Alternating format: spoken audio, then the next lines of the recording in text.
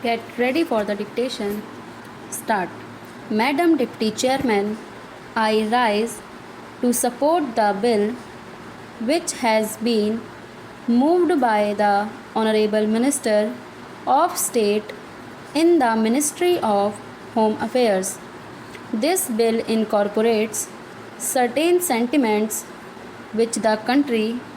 holds so dear as far as the office of President is concerned, and also incorporates the faith of the people in themselves that when they will elect a president, the person who would be occupying the high post would be a person who would have not only the love and affection of the people, but would be, as the Honorable Minister pointed out, a dedicated politician whose whole life is dedicated to the service of the nation before he became the president, during his occupation of the office of president, and even after he retired from that office. It is this confidence of the people in themselves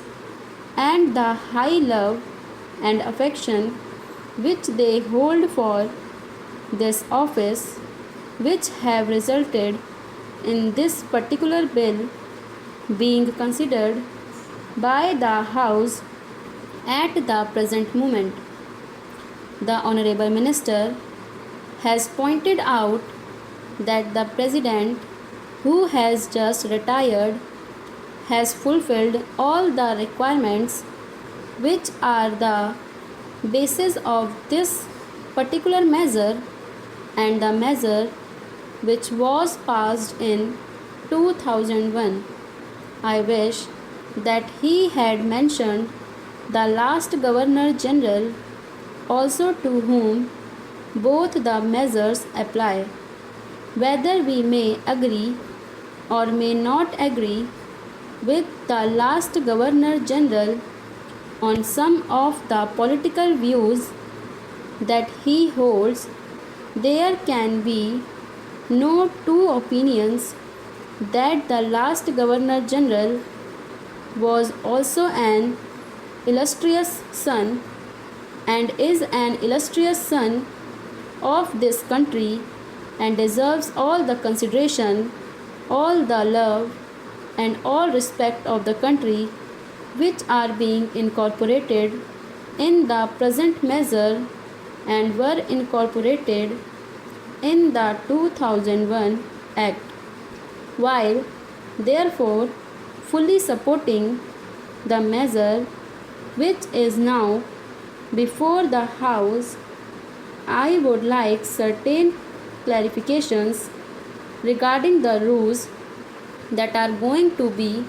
made for giving effect to the provisions which have been incorporated in the present bill. In the statement of objects and reasons, we are told that a person holding the high office of president has, even after retirement, many public calls on him, and it is therefore considered desirable to provide him with secretarial staff. It is further stated that the bill provides for a staff which may be engaged for the president. Staff might be appointed for him and office space might be provided for him. It is because of this that certain misgivings have arisen in the minds of some of the members, and they want it to be made perfectly clear that the staff will be appointed not only for the ex-president but will be appointed by the ex-president, and it will be his wishes and his desires that will be taken into account when a particular person is being appointed. Also, regarding the office which is engaged for him, his wishes should be taken into account so that he knows what would be